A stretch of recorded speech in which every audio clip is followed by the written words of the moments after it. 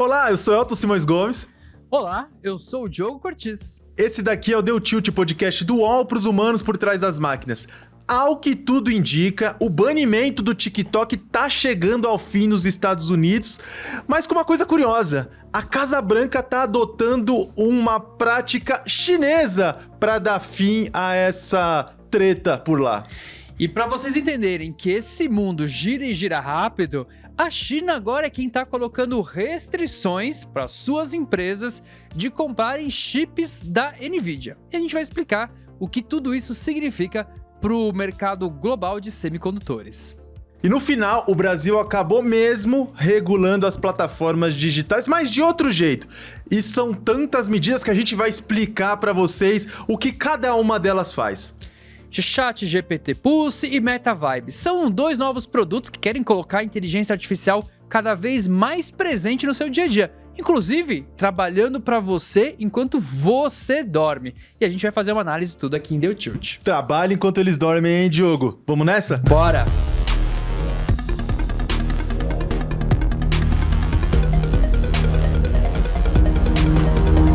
No longínquo 2024, ainda no governo Joe Biden, Diogo, os Estados Unidos baniu o TikTok.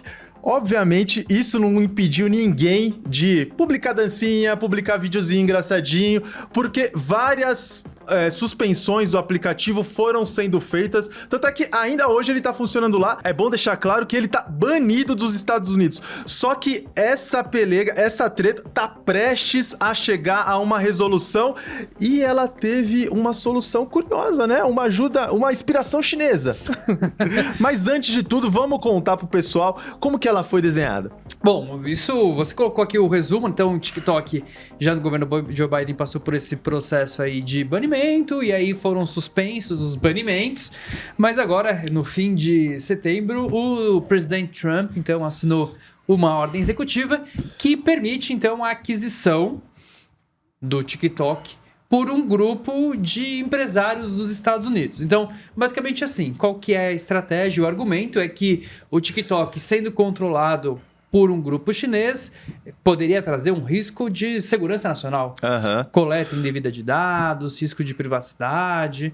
Talvez eles sejam experientes nesse tema, não é mesmo? Afinal, eles têm plataformas no mundo todo. Snowden que o diga. Snowden que o diga. Então, a imposição agora é a operação nos Estados Unidos, não é a operação do TikTok no resto do mundo todo, a operação nos Estados Unidos precisa ser controlada por um grupo majoritariamente americano. Americano ou de países... de amigos, aliados, né? Se bem que hoje quem que... Essa definição de aliado dos Estados Unidos também tá uma coisa meio cinzenta. Canadense é aliado dos Estados Unidos? Então, se perguntar pro Trump, não é, né? Inglês é aliado dos Estados Unidos? Então, fica a pergunta, né? Então, basicamente, 80% com esse grupo, 20%. E aí tem nomes curiosos, nomes de primeira ordem ali de amigos de Donald Trump, né? Começando com Larry Ellison. Larry Ellison, que é o CEO da Oracle, que virou a nova vedete do mundo da tecnologia. A Oracle tava sumida, né? Tava sumida porque a gente só olha para as 5 primeiras posições, mas ela nunca deixou de ser uma das empresas mais valorizadas do mundo. Mas agora ela valorizou tanto que ela fez o Larry Ellison virar um dos homens mais ricos do mundo. E a gente fala homens mais ricos do mundo porque no topo só tem homem, né? Exato, e 40% valorizou num dia. Pô, Zé. Você tinha ações comprou? da Oracle? Eu vacilei e não comprei. Não tinha? Você sabe que eu trabalhei na Oracle, né? Ah, é? É. Então você tem ação da Oracle? Não tinha. Então, perdi o bonde, cara. Nada mais reconfortante pra um vacilão do que outro vacilão frente dele. Mais vacilão ainda. Mais vacilão ainda. E o Larry Ellison, ele desbancou o Elon Musk, que é o ex-homem mais rico do mundo e ex-amigo do Trump também. Dá pra gente ver que nessa rodinha só tá amigo do peito. Tem o Larry Ellison, tem o Rupert Murdoch, que é um magnata da imprensa e dono da Fox News. E tem mais uma pessoa que tá presente no lar de muitos brasileiros. Ô, louco! É! Agora eu fiquei curioso, quem que é? Michael Dell. Michael Dell, que, pra quem não entendeu, é o Dell do computador Dell. Pois é o nome dele que tá no computador de muita gente. E o curioso é que o Michael Dell, ele, há uns tempos atrás, ele fechou o capital da empresa para não ter que responder a investidores que ficavam pressionando muito e tal, não sei o que, no momento que o mercado de computadores estava em declínio, e aí ele queria resolver as coisas de um jeito um pouco mais caseiro, por assim dizer.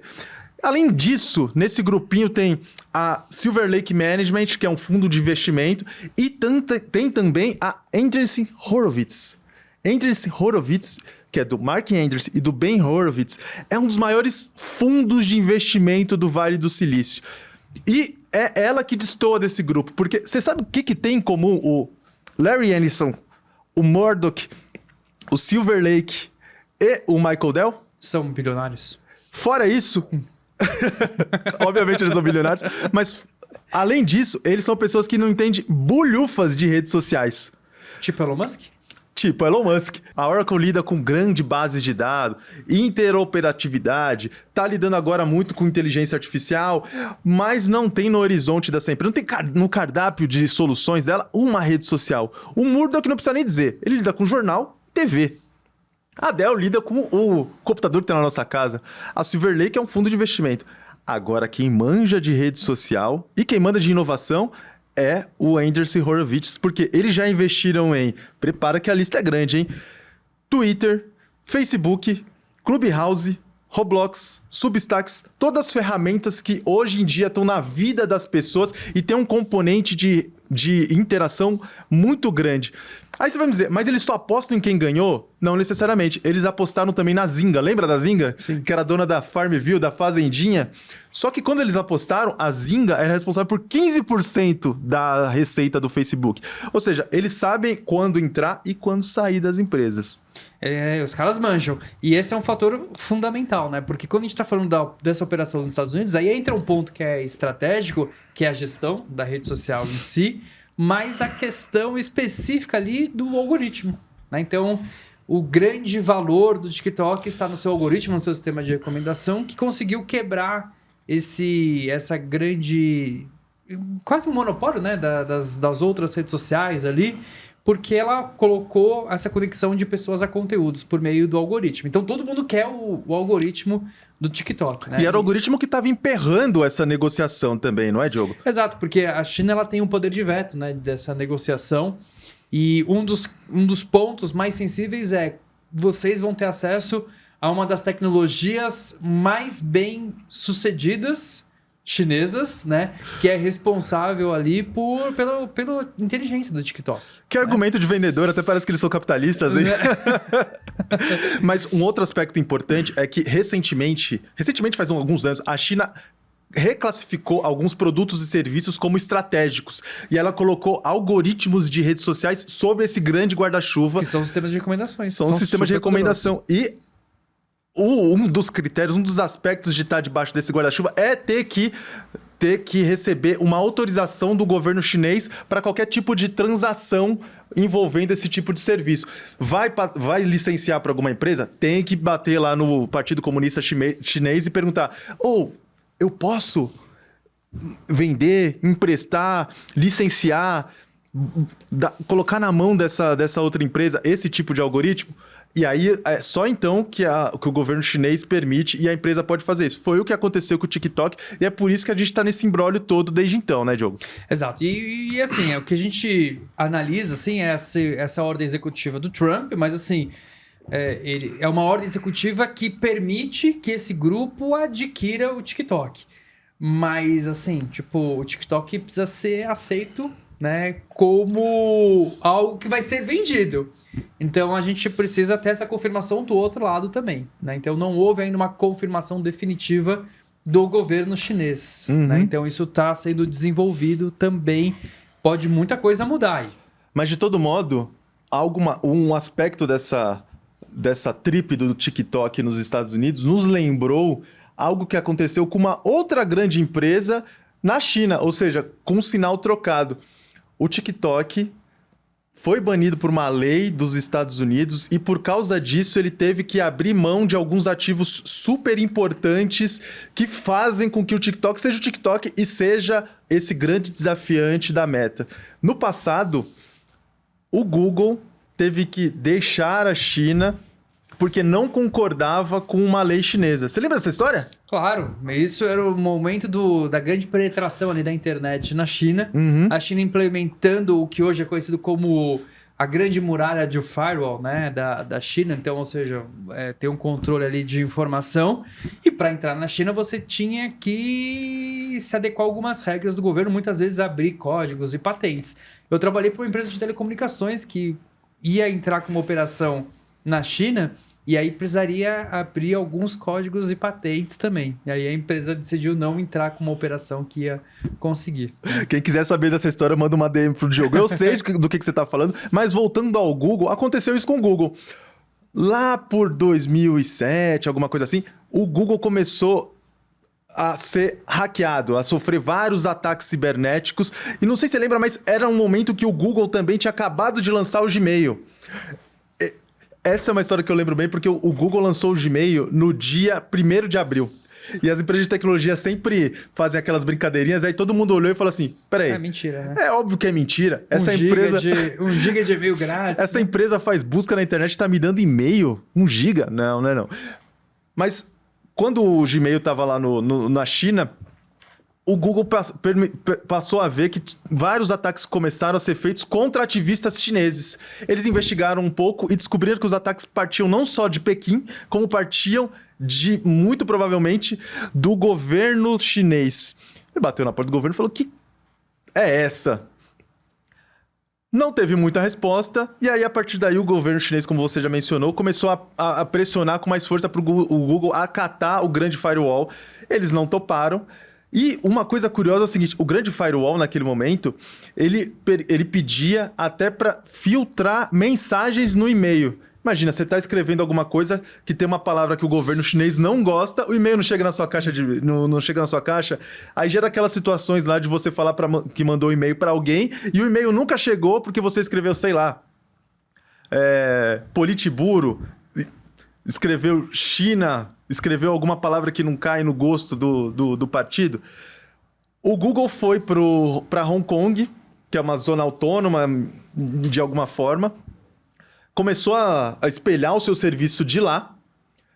A China cortou esse fio e aí o Google permanentemente ficou fora da China. Tentou voltar em 2016, tentou voltar em 2018, mas a partir daí toda e qualquer empresa americana que lide com a internet tem que pedir autorização do governo chinês. Muitas delas não recebem e isso promove aquelas imagens ridículas, tipo o Mark Zuckerberg correndo em Pequim, na chuva, com uma baita poluição, fazendo algo que pouquíssima gente na China faz, mas para tentar agradar os chineses, mostrar que ele, de bom grado, queria concordar com as regras que acontecem por lá. E, de qualquer forma, né, esse movimento que a China fez contra o Google, não só contra o Google, contra outras empresas de tecnologia, acabou fortalecendo também a sua própria indústria local. Então é aí que surgem os buscadores chineses, as redes sociais chinesas, os sistemas de mensageria instantânea chineses, né? Então, aí o WeChat, Baidu, todas essas outras organizações também. Porque, óbvio, se as empresas americanas tivessem penetrado e colocado sua operação lá, serviços que são muito demandados pela população estariam sendo resolvidos por essas empresas de fora. Uhum. De uma certa forma, a China acabou promovendo seu mercado local, né? Bom, mas voltando aos Estados Unidos, não é a primeira vez que o Trump tenta beneficiar alguns dos seus amigos do peito, né? Já tentou fazer isso com o Elon Musk, não deu muito certo esse casamento. Hoje em dia, eles são ex-amigos em atividade, mas Larry Ellison, Michael Dell e o Rupert Murdoch continuam sendo do círculo íntimo do Trump e mais, com a posse do TikTok, eles vão cada vez mais fortalecer a sua presença no mercado que é muito relevante nos dias de hoje, que é o mercado de mídia, e o mercado de mídia na internet e principalmente junto a jovens, que é um público consumidor em informação e um eleitorado em informação, algo que o Trump respeita muito e tem uma reverência, tenta perseguir e inflar como poucos. Mas ainda continuam muitas perguntas em aberto, as perguntas práticas, né? Então, isso acontecendo, isso de fato sendo vendido a operação do TikTok nos Estados Unidos, o que vai acontecer com o aplicativo em si? Então, por exemplo, como que fica essa questão da governança dos dados, da transferência dos dados e também a interoperabilidade? Por exemplo, é o mesmo aplicativo que vai ter nos Estados Unidos? Que é o mesmo aplicativo que tem no Brasil? Como é que eles vão dividir essa operação? Uhum. Um americano que sai dos Estados Unidos e vem para o Brasil, como que fica o dado? Né? Fica vinculado ao TikTok original, ao ByteDance original, essa operação dos Estados Unidos. Então tem uma série de questões que a gente tem muita dúvida e ainda não foram esclarecidas. De todo modo, essa questão só vai ser solucionada no comecinho de 2026, ou seja, até lá muita coisa pode mudar. Muito amigo do Trump pode entrar nessa boquinha aí e talvez o TikTok nem seja vendido, né? Mas vamos acompanhar, a gente volta a falar disso em Deu Tilt. E agora a gente traz aquela evidência de que o mundo não para de girar, Elton. Porque a gente já comentou aqui em Deu Tilt da estratégia dos Estados Unidos de estrangular a China, proibindo a exportação de chips. A gente também já contou aqui em Deu Tilt a estratégia da NVIDIA, do Jensen Huang, de convencer o Trump a permitir a exportação para a China. Ou seja, voltar a vender chip para a China. Isso. E aí o Trump aceitou. Uhum. E agora é a China que falou, não quero.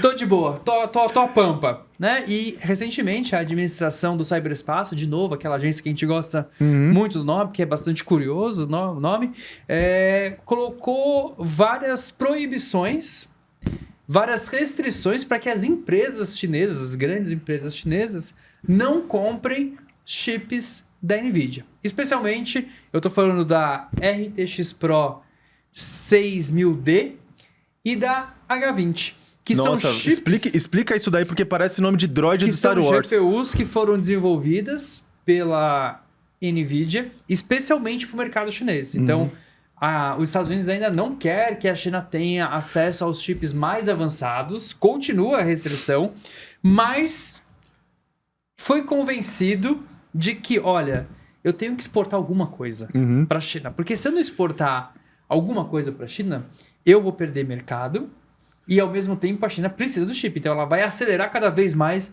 o desenvolvimento técnico. Então, isso fez com que a NVIDIA criasse, então, chips um pouco inferiores, com capacidade um pouco inferiores no processamento de dados e pudesse voltar a exportar para a China. E agora a China falou, não quero. Né? Então esse é um movimento que aconteceu, que mudou o jogo. Exato. Né? Mudou o jogo geopolítico aí, pelo menos das narrativas. E é bom lembrar que esses chips que você mencionou, eles são cruciais para treinar a inteligência artificial e atuar no ponto da inferência, que é aquele momento em que quando a gente pergunta para o chatbot, para a ferramenta de inteligência artificial, é quando ele devolve a resposta. E inteligência artificial é a bola da vez no mundo da tecnologia e na geopolítica. E aí, pensando desse ponto de vista, você vai me perguntar, então a China está fazendo o quê? Ela é maluca? Não, a China não tomou essa decisão assim do nada. Ela tomou basicamente por dois motivos. O primeiro deles é que as empresas chinesas passaram a ser capazes o suficiente para fazer os próprios chips.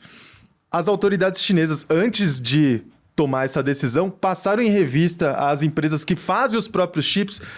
E aí a gente está falando de Huawei, Cambricon, Alibaba, Baidu. Cada uma delas faz um chip para uso em seu data center de alguma forma e perguntou para elas, e aí, se a gente parar de importar da NVIDIA, vocês assumem o BO? Aí elas falaram assim, vem com nós que é sucesso, a gente já consegue fazer as coisas aqui, algumas dos processadores que a gente faz já são até melhores do que a NVIDIA, isso eu duvido, mas elas já têm capacidade. E aqui a gente está falando de GPU, que é as unidades de processamento gráfico que viraram o trampolim da inteligência artificial. Só que a China já tem desenvolvido capacidade também nas unidades de processamento computacional, que são as CPUs.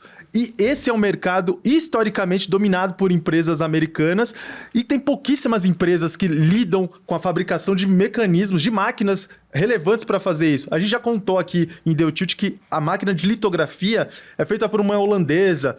Só que a China já passou também a desenvolver capacidade local para substituir essas empresas e para depender cada vez menos não só da NVIDIA, mas também de outras empresas de fora. Ou seja, esse é o primeiro motivo. O segundo é que a China cansou desse vai e vem, né?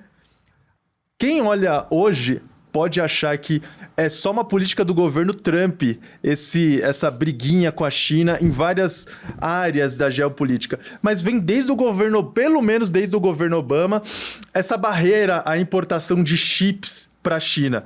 Acontece que a China cansou desse negócio, de ficar sempre quando tem uma treta no mundo geopolítico, sabe-se lá por qual motivo, vem os Estados Unidos e fala assim, vamos parar de vender computador, CPU para a China, e ficar sempre com essa arma apontada para a própria cabeça, Diogo.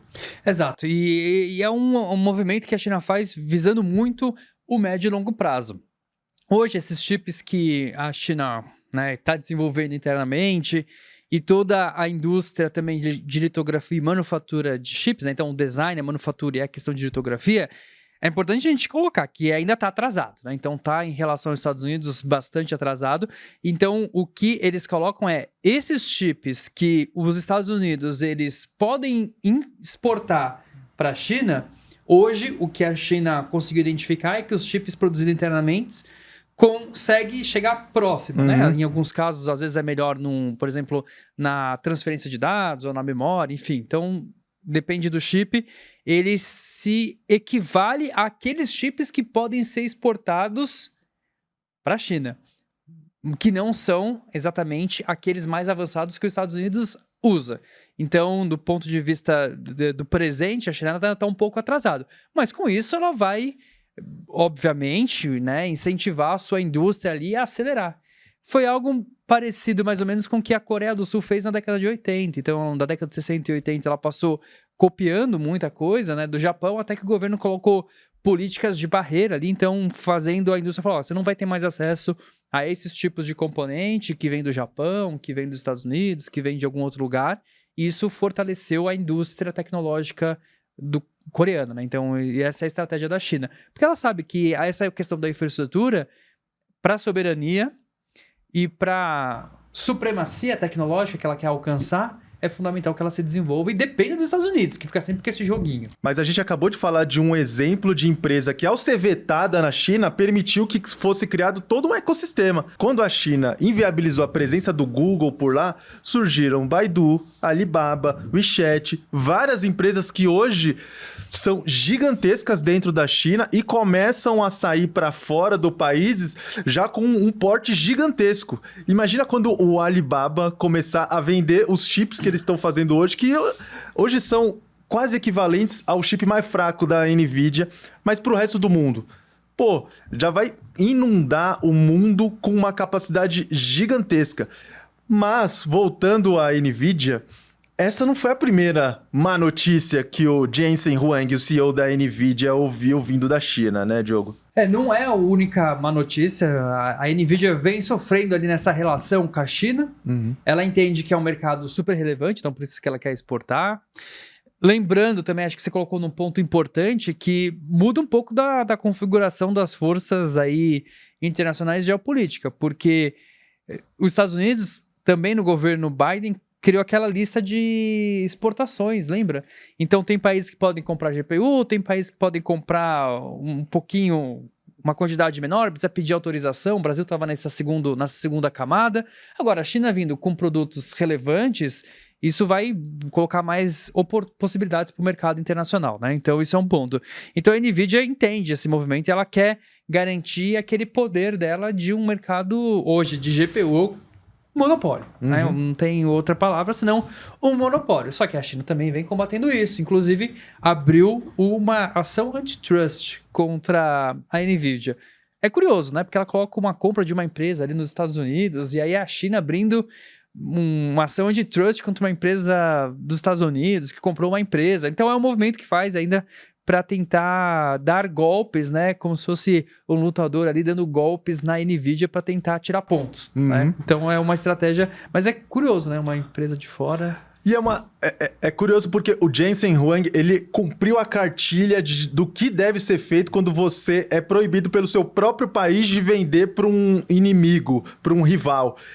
Ele fez coisas que, inclusive, a gente gravou um episódio em The Tilt que mostram qual é o caminho das pedras para países que querem discutir, negociar com o Trump, um alívio nas tarifas, uma permissão para vender para outros países. E ele basicamente seguiu 5 passos. Primeiro, se aproximar de pessoas importantes para o governo, se aproximar de pessoas importantes para o Trump, que não é a mesma coisa. Terceiro, ele convenceu o Trump de que a iniciativa dele era American First. Lembra qual que era a justificativa?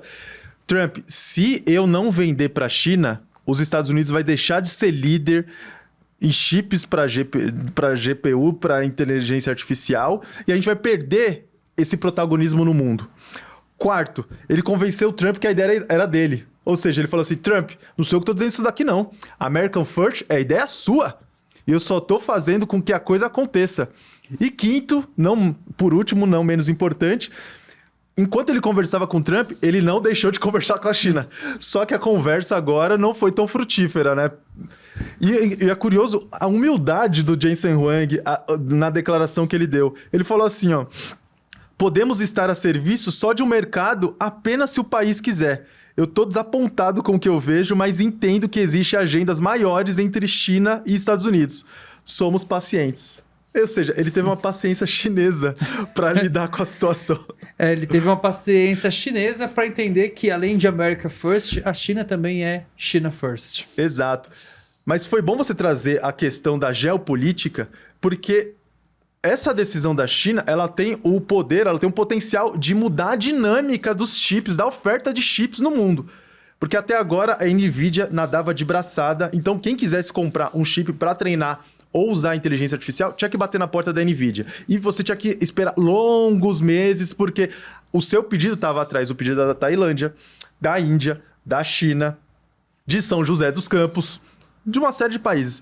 Com a China entrando nesse mercado e produzindo, criando uma capacidade produtiva por lá, é possível que a fila encurte.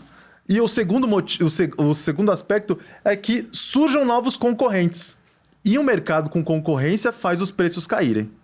É claro que isso pode não ser verdade quando a gente está falando de GPU, porque eles trabalham com projetos. Mas a perspectiva é essa. E vários institutos de pesquisa e think tanks que produzem esses relatórios mais estratégicos colocam que, num horizonte de 5 a 10 anos, esse gap, essa diferença dentro da indústria de semicondutores e litografia dos Estados Unidos para a China, ele deve encurtar e deve ter uma equivalência. Então, a China com uma capacidade não só de design, mas também de produção. E aí, então, isso que você colocou vai ser fundamental. Outros países e empresas de outros países vão ter acesso a outras tecnologias e depender menos de um único fornecedor. E não é que, enfim, saiu a regulação das redes sociais e plataformas digitais aqui no Brasil? A gente tem falado bastante do assunto aqui em Deu Tilt, desde quando como o programa começou, de PL da IA, de ECA digital, de medida provisória para data centers e, enfim, essas coisas começaram a caminhar. No finalzinho de agosto, o presidente Lula sancionou o ECA digital, que é uma lei para levar o ECA, que já funciona no mundo físico, para o mundo digital e começar a exigir que as plataformas identifiquem a idade das pessoas que usam por lá para direcionar conteúdos mais apropriados e comecem a mitigar riscos que são não pertinentes para a idade daqueles usuários. Na esteira do ECA digital, o governo transformou a ANPD, que é a Autoridade Nacional de Proteção de Dados, em uma agência regulatória para atuar dentro do ECA digital e ser o grande xerife de como as plataformas lidam com crianças e adolescentes no mundo digital. Inclusive, no programa anterior, a gente chegou a falar disso, de como o governo mandou para o Congresso o projeto de lei para dar superpoderes ao CAD, que é o Conselho Administrativo de Defesa Econômico, para ele poder ter capacidades para regular e vigiar as plataformas digitais, as big techs, quando o assunto é concorrência. Uma outra coisa que andou também, Diogo, é que o Lula assinou a MP dos data centers. Ou seja, ele antecipou a reforma tributária, cujos efeitos vão passar a entrar em vigor em 2027 para agora. Ou seja, quem quiser instalar data center no Brasil, comprar equipamento para erguer uma dessas grandes centrais de dados, vai contar com isenção tributária se cumprir algumas contrapartidas. E além disso, tem o PL da IA que tá correndo e tem um jogo duplo ali junto com a MP dos data centers, né, Diogo? Ufa, bastante coisa aí. Esse jogo duplo que você colocou é interessante, né? Porque muita gente coloca exatamente isso, porque ao mesmo tempo que o Brasil então está trazendo uma série de propostas regulatórias, trazendo mais regra pro jogo ali, né, das big techs, muita gente entende que o Redata é quase que um afago, né? Porque, vamos entender, o Redata, que a gente já fez um episódio de Deus sobre isso, ele vai trazer alguns benefícios, isenções, né? Então antecipando essas isenções para a instalação de data centers no Brasil. É óbvio que o Redata, ele funciona para qualquer agente econômico que esteja disposto a fazer esse investimento. Então, se é um banco, se é uma construtora, se é um plano de saúde, pode antecipar, se é um fundo de investimento, pode fazer isso. Só que na prática a gente sabe que isso vai beneficiar de uma maneira mais direta e imediata as empresas de tecnologia. Então por isso que falam que tem esse jogo duplo, né? Então ao mesmo tempo que o projeto de regulação tem muitas disputas ali, e eu acho que hoje o principal foco de disputa não é mais nem se precisa regular ou não, acho que isso já está pacificado, vai existir uma regulação. Existem alguns pontos ali que são mais detalhes que estão sendo desenhados, mas aí tem um ponto que hoje está o debate, que é de direito autoral. Né? Exato. Então, esse é o ponto que está tendo mais treta, e aí o Redata vai entrar nesse jogo aí para falar, mas vocês vão ter benefícios aqui. Isso muda até numa relação que pode, de repente, o que você acha, Elton, funcionar como um aceno para os Estados Unidos? Ah, mas com certeza. Com certeza, isso em algum momento vai parar na mesa de discussão quando o governo brasileiro for conversar com os Estados Unidos. Ele vai botar na pauta que o Brasil está se tornando uma plataforma também de processamento relevante para essas grandes empresas e vai permitir que elas consigam processar os dados. Ou seja, a discussão vai ser essa e também vai se tornar um aspecto importante nessa conversa a capacidade de energia renovável que o Brasil tem, que é algo que os Estados Unidos não têm. Por lá eles estão construindo grandes data centers. É um gargalo para os Estados Unidos. Exato. E é um gargalo porque nos Estados Unidos eles estão instalando muitos data centers que exigem muita energia, só que por lá a energia é de combustível fóssil. Ou seja, tem que ligar termoelétricas, tem que usar carvão ainda. E aqui o Brasil tem à disposição uma quantidade abundante de energia renovável. E a questão é que, ao instalar data center aqui, os Estados Unidos não tá sendo nada bonzinho. Eles estão fazendo isso porque é exigência de vários fundos de investimento que a energia usada pelo data center seja renovável. Então a gente está juntando aqui a fome com a vontade de comer. O governo Lula está mordendo quando ele regulamenta, assoprando quando ele dá isenção fiscal, e quando os Estados Unidos vem para cá, ele tá com a fome, e quando a gente entrega energia renovável, a gente tá com a vontade de comer. Mas eu tenho uma pergunta agora, Elton. Eu acho que eu quero estressar esse ponto aqui, porque é importante, porque existem vários tensionamentos, né, nessa questão do Redata, dos data centers. Por que Donald Trump gostaria dessa ideia? Se ele quer tudo dentro dos Estados Unidos?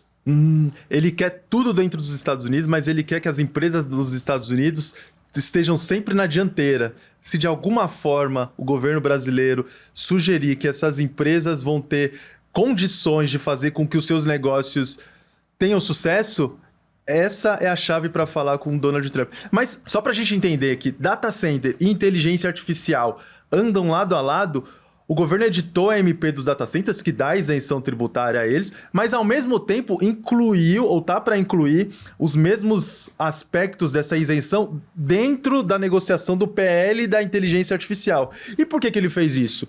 Toda vez que um MP vai para o Congresso, tem que ter uma comissão formada para discutir isso. Isso envolve um jogo político, um capital político que talvez o governo não quer lançar mão dessa carta agora, porque a discussão do PL já está encaminhada.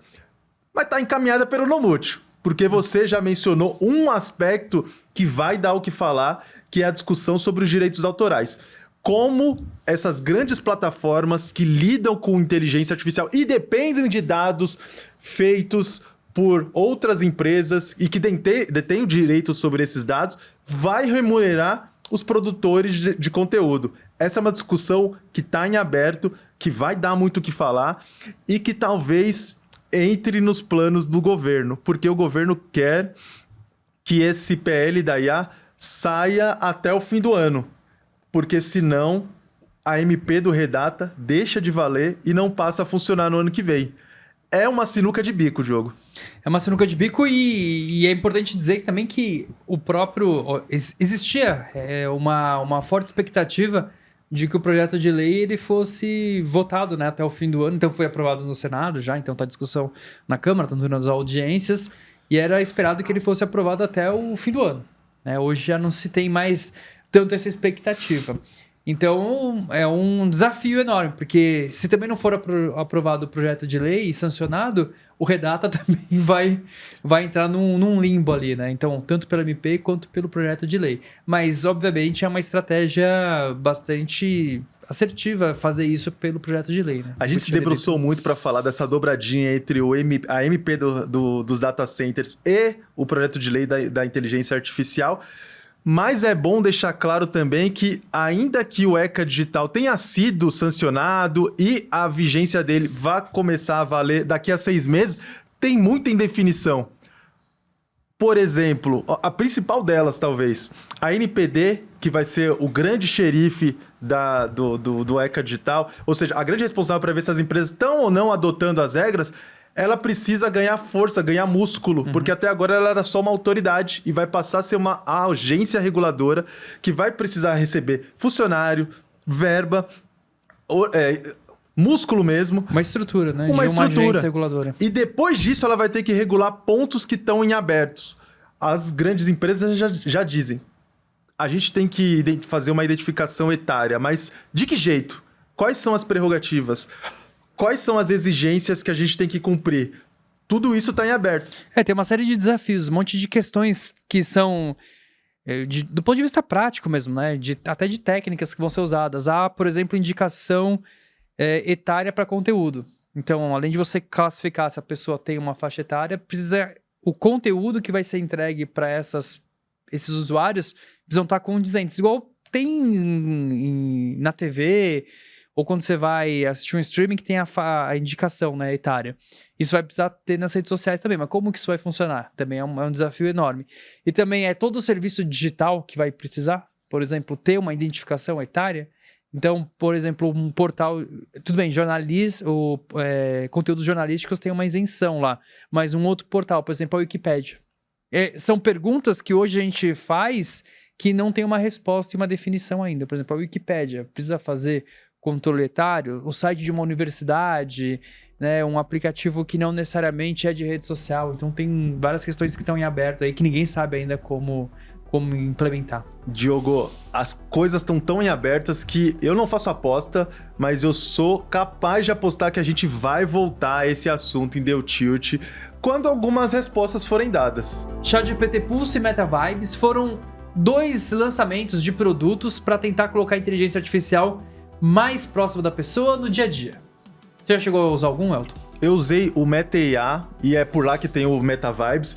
E é tudo... Você criou uns videozinhos? Eu criei uma baleia, Eu vi, você repostou no seu Instagram. O prompt foi uma baleia pulando na água enquanto a lua é contraposta ao sol.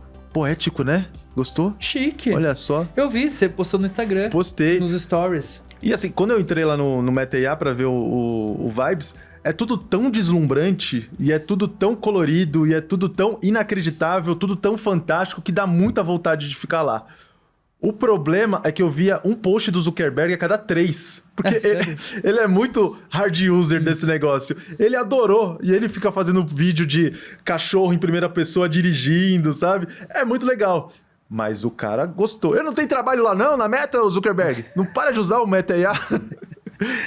Então acho que a gente pode começar uma análise a partir do Vibes, né? Vamos. Então vamos explicar para a audiência, quem não viu o Vibes, o que é o Vibes? Cara, o Vibes é uma função dentro do Meta IA, que é um aplicativo em que você interage com a inteligência artificial da Meta diretamente. Para quem não sabe, o Meta IA já tá no seu WhatsApp, já tá no seu Instagram, é aquela bolinha azul que vira e mexe quando você vai procurar alguma coisa, você clica lá, aí você começa a falar com o chatbot e você consegue pedir para ele fazer pesquisas na internet, criar imagens, pedir para resumir coisas, se bem que isso nunca funcionou para mim, hein? E pedir para fazer uma série de coisas. Tem um aplicativo isolado disso e o Vibes é uma função dentro do Meta IA que funciona quase como uma rede social, porque é um feed das criações que as pessoas fazem com o Meta IA dividido com os amigos. Curtos, que são vídeos curtos. Com inteligência artificial. Sim. Pra mim, cara, eu sou hate. Você é hater? Eu sou hater, vou tacar hate. Pra mim é a junção de 2 piores fenômenos que tem, que é o AI slop, né? Que todo mundo fala, que é esse conteúdo apodrecido feito por inteligência artificial, que não agrega nada, coisa esquisita e tal. Tudo bem, uma coisa aqui, uma coisa ali, ok, mas é um feed só disso, primeiro. Segundo ponto é a dinâmica de vídeo curto. Então, agora pensa isso na mão de criança, cara. O que a gente tá formando, né? É algo que a gente tava discutindo até um tempo atrás, da China colocando restrições para os sistemas de recomendação entregarem conteúdos mais educativos, informativos, e a Meta vai por um caminho que é o oposto, né? Então, eu sou o hater da ideia. Exato. Na minha experiência, eu não vi tanto Brain Rot por lá. Ou seja, o crocodilo, armadilho, sei lá o quê, o tubarão com nome estranho. Vi pouca coisa assim. Eu vi coisas mais idílicas, sabe? Mais fantasiosas, coisas que você sonharia. Por exemplo, eu vi um vídeo muito legal lá que era alguém chegando num vale e você consegue ver de cima as montanhas do lado e o céu era repleto de borboletas amarelas. Eu fiquei, nossa, que coisa legal. E tem uma função dentro do Meta IA que é para você ver com óculos de realidade aumentada. Ou seja, é para você se deslumbrar com tudo aquilo. De todo modo, o que o Zuckerberg está fazendo ali é dar vazão a conteúdos que as pessoas já estão criando com inteligência artificial e mostrar que ali é o reduto delas. E a Meta vai dar maior visibilidade a esse tipo de conteúdo. É uma estratégia para afagar todo mundo que comprou a ideia dele de que as redes sociais vão ser transformadas por inteligência artificial e por conteúdo feito por inteligência artificial. É curioso, né? E foi bem interessante, porque no dia do lançamento, assim, teve muitas críticas, né? Então, os posts mais curtidos Críticas a uma ferramenta da Meta? Nossa, todo mundo lá no lançamento, todo mundo... Mas, cara, que pediu uma funcionalidade dessa, sabe? Tipo, sério que vocês estão criando um grupo de super inteligência pra criar isso? Entendeu? Tipo, não dá pra fazer uma coisa útil pra sociedade? Então, de fato, mas é uma estratégia de negócios, assim, que eu não concordo e achei o produto esquisito, né? No mínimo esquisito. Mas a estratégia da Meta é muito diferente da OpenAI que criou o ChatGPT Pulse. O que é o ChatGPT Pulse? Você gostou dele? Achei interessante. O ChatGPT também tudo tem que ter ressalvas nessa vida, mas eu achei o ChatGPT Pulse interessante. Porque qual que é a ideia? O ChatGPT Pulse é uma inteligência artificial que agora vai te promptear. Prompetear. Gostou do verbo? Detestei. Então do nível recar, é do nível esquedular. Então eu vou abolir. É porque quem não sabe, né, que a gente fala tá recando, né, quando tá começando a gravar o episódio. Então eu vou abolir, tá? Mas agora é a inteligência artificial que vai te cutucar. Tá. Até agora você que faz o prompt, ela te responde. Agora com o ChatGPT Pulse, ela vai ser mais proativa. Tá. Então, basicamente assim, você está conversando com a inteligência artificial sobre um determinado tema, sobre um determinado assunto, ela percebe que você está fazendo alguma tarefa. Então, no momento que você não está utilizando o ChatGPT, que muitas vezes vai ser quando você está dormindo, ela pode fazer uma série de funções e ações, então usando usando os agentes de busca, buscando mais informação para te trazer depois, posteriormente, falando, aquele assunto que a gente estava conversando, achei essas informações aqui adicionais que pode ser interessante. Ou, por exemplo, você pode, de certa forma, né, isso é uma funcionalidade que com certeza vai ter no futuro, todo dia de manhã eu quero receber as principais notícias sobre inteligência artificial. Então ele vai trabalhar para você enquanto você dorme. Ou seja, é o máximo do coach, cara. Só que agora impulsionado pela inteligência artificial, pelos agentes. Eu diria mais, eu acho que a OpenAI criou aquele meme de que quando a pessoa tá dormindo, o cérebro dela cutuca ela e fala qualquer curiosidade pra ela acordar e falou... Peraí, agora eu tenho que pensar a respeito disso. Mas é muito curioso que a gente está acostumado a escrever prompt para inteligência artificial e agora a inteligência artificial, que já não dá conta dos prompts que a gente pede para ela fazer, vai começar a nos provocar com as ideias malucas que ela tem sobre o que ela acha que é importante pra gente. É isso mesmo, Diogo? Exato. E acho que entra naquela máxima que a gente vem discutindo bastante da inteligência artificial cada vez mais penetrada na vida das pessoas, né? Então... A OpenAI, ela é muito boa, não só de criar a inteligência artificial dos modelos, ela é boa de criar produto, né? Então, essas pequenas funcionalidades fazem diferença no uso da tecnologia. Então, o efeito de memória que foi iniciado pela OpenAI dentro do ChatGPT, então, ela aprender sobre você e te dar respostas no tom que você gosta, ou sobre temas que você já discute bastante, então ela te conhece bem. Então, é uma primeira perspectiva. A segunda perspectiva é na própria interação do ChatGPT. Antes de você fazer uma pergunta, ele respondia e acabava ali. Agora ele te faz ele termina a resposta te fazendo uma pergunta de follow-up. Você quer esse conteúdo em tal formato? Você não quer que eu pesquise sobre tal tema também? Então, é justamente para você engajar cada vez mais essa interação com a inteligência artificial. E com isso, ela vai construindo um ecossistema. Então, você tem essas pequenas personalizações que vão criando um ecossistema das pessoas ficarem ali dentro, né? Então, o ChatGPT Pulse é uma outra estratégia. Lembrando que não está disponível para todo mundo. Então, está disponível só para quem paga e só para quem paga uma grana boa, né? Não é a assinatura de $20, é a assinatura que em real dá R$1.100, né? Nossa. E tem outra questão aí.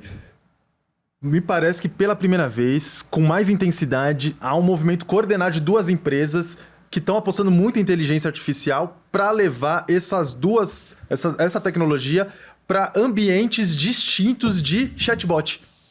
A Meta tá levando para a rede social, que é o métier dela, e a OpenAI tá entrando num mercado que é novo para ela. Ela basicamente está criando um agregador de notícias, está invadindo a seara de vários produtores de conteúdo. Isso com certeza vai levar ainda mais questões que já estão sendo feitas hoje em dia. Como que essas empresas remuneram o conteúdo que é usado ali pelos chatbots? Isso vai intensificar as questões que já estão sendo feitas hoje em dia.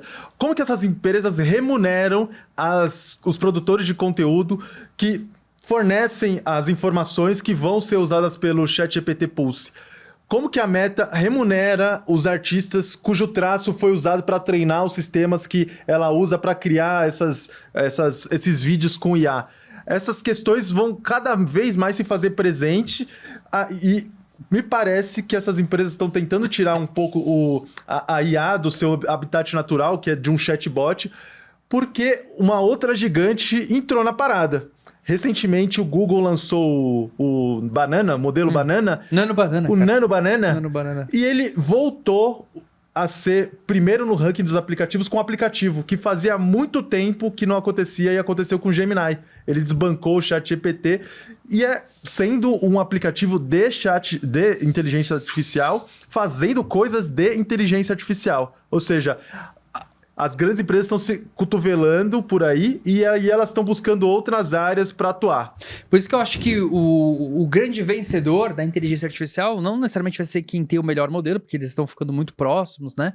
Mas é quem conseguir criar esse melhor ambiente hiper personalizado para os usuários, né? Então, a pessoa se acostumou tanto, tem todas as funcionalidades lá, o ChatGPT conhece ela tão bem que é um grande assistente na vida da pessoa, que aí vai ficar difícil ela usar o Gemini, embora o Gemini tenha uma capacidade similar. Ou ao contrário, né? A pessoa tem tanto contexto dentro do Gemini que acaba não usando o ChatGPT. Então, eu acho que, no fim, a inteligência artificial vai ser essa camada de um grande assistente na nossa vida que a gente vai utilizar para diferentes fins, não só mais como um chatbot, né? E aí você vai ver, de repente, no futuro, crianças viciadas em vídeos criados por inteligência artificial, vídeos curtos, né? Então, já está acontecendo, tanto é que tanto é que a OpenAI acabou de lançar controle parental do ChatGPT. Eu achei que as crianças nem usavam o ChatGPT, mas não só estão usando, como estão fazendo confidências e tendo a vida afetada pelo que o robô traz de volta. A gente tá fugindo muito do assunto também, mas é para mostrar que o mundo da inteligência artificial tá ficando cada vez mais complexo e cada decisão dessas empresas faz com que a gente tenha que observar muito bem para onde as coisas estão indo, né? Cada design, cada produto, cada funcionalidade nova que é posta muda o comportamento dos usuários, né? E isso pode fazer com que modelos de negócios novos sejam criados. Então, a gente comentou do ChatGPT Pulse, do MetaVibes, mas tivemos outros lançamentos, né? O próprio OpenAI anunciou o Instant Cart, né? Que agora você consegue fazer compras direto pelo ChatGPT. Então, eles criaram um padrão aberto, então outras empresas de varejo vão poder implementar, e aí você faz pesquisas de produtos dentro do ChatGPT e já consegue finalizar a compra ali mesmo. Então, isso também vai mudar não só o varejo online, né, o e-commerce, mas também todo o mercado de anúncio. É que ninguém sabe exatamente como isso vai funcionar e se desenhar. Mas que vai mudar, vai mudar. Talvez nem a própria OpenAI. Nem o próprio, nem o Google também. Pulse, Vibe, Instacart, a gente vai ter que acompanhar como o público vai se adaptar a essas novas ferramentas, porque provavelmente esse não vai ser o modelo matador, mas vai colocar os trilhos do usuário no caminho de para onde a inteligência artificial está indo. Eu sou Elton Simões Gomes. Eu sou Diogo Cortis. E esse daqui é o Deu Tilt, podcast do UOL para os humanos por trás das máquinas. Até mais.